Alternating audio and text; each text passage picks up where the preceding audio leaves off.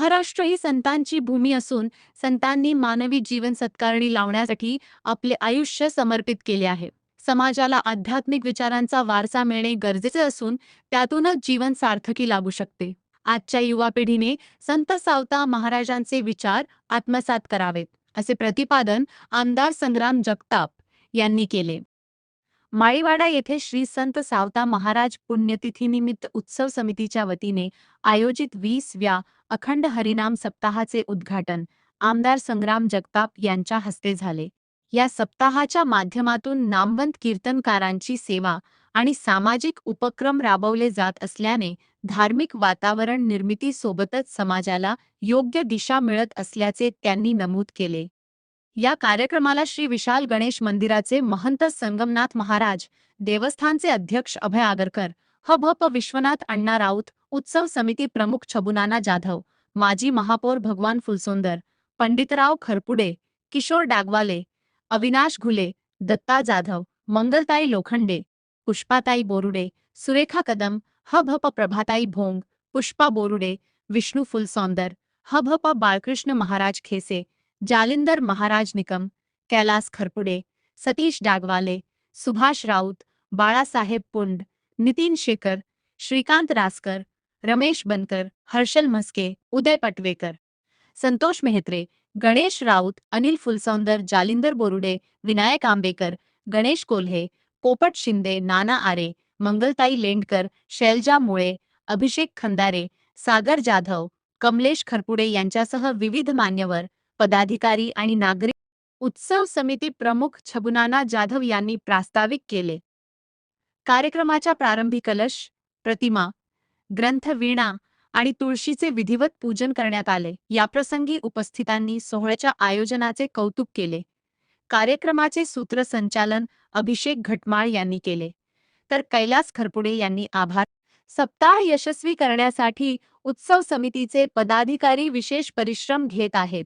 यावेळी आमदार संग्राम जगताप म्हणाले, आता साहेब बोलले, तात्या बोलले आणि आगरकर तात्याने देखील या कार्यक्रमाचं थोडक्यामध्ये एक वर्ष छबुनाना जाधव असतील, खरपुडे साहेब असतील, या लोकांनी पुढाकार घेऊन या सप्त्याची सुरुवात गेल्या 20 वर्षापूर्वी ही सुरुवात केली आणि हळूहळू वर्ष उलटत चालले आणि या सप्त्याचं चांगल्या प्रकारे एक ज्याला आपण आध्यात्मिक विचार झाला म्हणून किंवा महिला या सप्त्यामध्ये जास्त सक्रिय व्हायला लागल्या, सक्रिय सहभाग नोंदवायला लागले. एक सप्ताह सुरू झाल्यानंतर या शेवटच्या दिवसापर्यंत बारकाई लक्ष या कार्यक्रमामध्ये आपल्या ठेवावं, कुठं काय कमी आहे, कुठं काय अडचण आहे आणि सप्ताह सुरू व्हायच्या अगोदर देखील एक महिनाभर अगोदर सगळी मंडळी तयारी लागतात, नियोजन करायला लागतात आणि स्वतःच्या कुटुंबाचा कार्यक्रम असल्याप्रमाणे हे सगळे मंडळी याच्यामध्ये झोकून देऊन हे काम करत असतात. आणि सप्ताह म्हणजे काय असतं?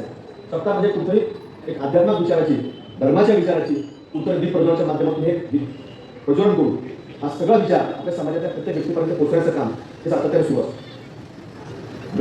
धर्मग्रंथ जे असतात त्या धर्मग्रंथांमध्ये वेगवेगळे साधू संत काही ना काही विचार मांडत असतात. मग कुणी पुस्तकाच्या रूपात त्याचं कुठेतरी वेगळ्या भावना व्यक्त करत असतात. पण ज्या ज्या वेळेला सप्त्यामध्ये वेगवेगळे महाराज मंडळी असतात ते आपल्या मनोगतामधून कुठेतरी नवीन एक विचारधारा मांडत असतात. आणि समाजामध्ये रोज काही ना काही वेगळ्या घटना या सातत्यानं या घडत असतात आणि या घडत असताना साधू संत ज्या वेळेला ही सगळी मंडळी, महाराज मंडळी वेगवेगळ्या जिल्ह्यांमध्ये करत असतात. मग कुठेतरी समाजामध्ये काय चुकतं, समाजामध्ये कसा काळ बदलतो, कशा पद्धतीने आपल्याला नवीन काय करावं लागणार आहे याच्यावर देखील आपल्याला काम करावं.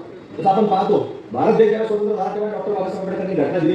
घटनेच्या माध्यमातून आजही भारत देश त्या घटनेवर आधारित असणाऱ्या संपूर्ण वास्तव्यावरती, संविधानावरती, आपल्या बाबासाहेबांच्या संविधानावरती आजही प्रत्येक जण त्याची अंमलबजावणी करण्याकरता पाहिजे. पण काही घटना अशा घडतात की ज्याच्यातनं ती घटना दुरुस्त करावं लागतं. मग त्याच्या कायद्यामध्ये कुठे बदल करावा लागतो आणि मग त्याची मागणी की सर्वसामान्य लोकांपासून तो आवाज होतो आणि दिल्लीच्या पर्यंत तो आवाज पोहोचून त्याच्यामध्ये घटना दुरुस्ती करावं लागतं. कसं देखील समाजामध्ये साधू संतांनी चांगले विचार मांडले. आता अण्णा तुम्ही याच्यामध्ये वारकरी संप्रदायाच्या संपूर्ण संप्रदायाच्या अध्यक्ष. आता साधू संतांनी नेहमी सांगितलं की माणसाची माणसाप्रमाणे वागा. तर पुरुषोत्तम साहेबांनी सांगितलं की आता साधू संतांनी देव देवतांनी जे होऊन गेले त्यांनी माणसाच देव. हे आपल्या देखील विचार आम्हाला चांगले वाटतात. पण ज्या वेळेला काही वेगवेगळ्या आव्हानं समोर उभं राहतात तर आपल्याला देखील कुठे त्या आव्हानाला तोंड द्यावं लागतं. आणि म्हणून या आव्हानाला तोंड देण्याकरता आज पिढ्या कशा विचाराच्या घडल्या पाहिजे आणि त्या पिढ्या घडण्याचं काम पूर्ण असेल तर अशा सप्त्यांच्या माध्यमातूनच पिढ्या घडण्याकरता हा पुढा घडत असतो. म्हणून आज कुठेतरी दोघांनी मिळून खरपुडे साहेब असतील किंवा छबुनाना असतील या लोकांनी देखील पुढच्या पिढीचा विचार केला. इथं तुमच्यामध्ये सगळे आम्ही पाहतो सायंकाळच्या वेळेला सत्याची सुरुवात होती, प्रवचन चालू असतं, कीर्तन चालू असतं. याच्यामध्ये जर आपण प्रामुख्याने पाहिलं तर जास्त सहभाग हा महिलांचा. आणि महिलांच्या माध्यमातून कुठे कुठल्याही कुटुंबाचं पुढं पिढी जर घडत असती तर ती महिलांच्या हाती पिढी असते. ती काय संस्कार द्यायची, ती पिढी कशी घडवायची, आणि ती महिला प्रामाणिकपणे कुठेतरी त्या कुटुंबाला योगदान देत असते, आपल्या पुढच्या पिढ्या देत असते. आणि की हा कुटुंबाचा एखादा नवीन आलेला मुली जन्माला, तसं कुठल्या एखाद्या परदेशात जन्माला तिथलची भाषा बोलतो, त्या आईची भाषा शिकत. एखाद्या राज्यामध्ये जन्माला तर हिंदी भाषा असतात, हिंदी भाषा शिकते, वेगळी भाषा वेगळी भाषा. आपल्याकडे मात्र ज्यावेळेस एखाद्या मुली जन्माला आपल्या सगळ्या मातृभाषा ज्या महिला मराठी बोलतात त्या माध्यमातून तिच्या मुखातले मराठी भाषेचे शब्द हे त्या मुलाच्या तोंडामध्ये येत असतात. म्हणून हे सगळे विचार त्या महिलांच्या माध्यमातून जेव्हा येतात तर ती पिढ्या करत असतात. म्हणून या सगळ्या महिलांना कुठेतरी ह्या धर्माच्या बाबतीमध्ये नवीन नवीन विचार आचार जे पोचवण्याकरता आपल्या पिढ्या कुठेतरी सक्षम असणं गरजेचं असतं. आणि म्हणून कुठेतरी आज समाजामध्ये अनेक पुढच्या पिढ्या जेव्हा येत आहेत तर त्यांच्या माध्यमातून देखील अशाच पद्धतीचं कुठेतरी चांगले विचारधारा घेऊन हे पिढ्या पुढे कुठेतरी घडल्या पाहिजे त्याच्याकरता सत्याचे नियोजन केले. चौथा महाराजांच्या बाबतीमध्ये मागच्या वर्षी आपण सांगितलं की एक महाराजांचा जन्म, चौथा महाराजांचा जन्म शेतकरी कुटुंबामध्ये 12व्या शतकामध्ये त्यांचा जन्म झाला. आणि ते पांडुरंगाचे भक्त होते. जसं मी अनेक वेळा वाऱ्या आता पार पाडल्या, आपण वाऱ्यापाड्या तिकडे आपण सगळेजण लोक गेलो, तुम्ही गेले होते, बरेच लोक या ठिकाणी गेले होते वारीला. आता पुढच्या वर्षी आमचे ठरले डागवडे साहेबांचं, पोचलकर साहेबांचं आमचं आम्ही जाते सर ते पुढच्या वर्षी दिंडीमध्ये जायचं. बोलणं झालं रात्रीच्या उशीर झाला तुमचं, पण ते काय नाही तर विनोदाचा भाग जाऊ द्या. पण कुठेतरी हे सगळं पुढे जात असताना संत सावता महाराज देखील हे निश्चित पांडुरंगाचे एक वेगळे भक्त होते.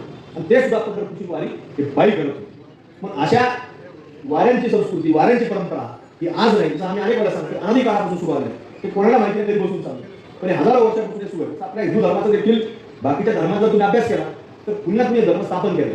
म्हणजे आपला हिंदू धर्म ज्या धर्मामध्ये आपण सगळं भाग्यवान होतो की आपण जन्माला आलो, या धर्माचा कोणी संस्थापक नाही. बाकी धर्माचा तुम्ही जर पाहिलं तर सगळ्या संस्थापक त्याची जयंती साजरी करतात. आता आपल्याला काही हा कार्यक्रम नाही ठेवून आणा नाही म्हणते काय म्हणते, पण या हे लक्षात घेतलं पाहिजे की आपला धर्म हा अनेक काळापासून चालत आहे. क्षेत्रामध्ये काम करणारे, आध्यात्मिक क्षेत्रामध्ये काम करणारे लोक असंच पुढं काळ बदलत जाईल, माणसं बदलत जातील, पण आज सप्ताह त्याच नावानं, त्याच विचारानं आणि त्याच ताकदीने दरवर्षी पार पडला पाहिजे याची जबाबदारी आपल्या सर्वांची सामूहिक या ठिकाणी राहणार आहे. त्यामुळं आज चांगल्या प्रकारे हा कार्यक्रम होतोय, पार पडतोय. कुठेतरी सगळ्या लोकांच्या त्यामध्ये योगदान आहे. आपण सर्वांनी विशेषतः आमच्या महिला भगिनींनी आणि पुढच्या पिढ्यांनी त्याच्यामध्ये सहभाग नोंदवा, या सत्तेची उंची वाढवली आणि इथून त्या सभामंडपातून, त्या धर्ममंडपातून आपले चांगले विचार अहिल्यानगरच्या भूमीमध्ये धर्माचे विचार आणि धर्माच्या माध्यमातून मिळणारे संस्कार हे आपण कुठेतरी प्रत्येक व्यक्तीने अंमलात आणण्याचं काम करावं, एवढीच या कार्यक्रमानंतर भावना व्यक्त करतो. या सप्त्याला मनापासून हार्दिक अशा शुभेच्छा व्यक्त करतो. आपल्या समुद्राचा धन्यवाद.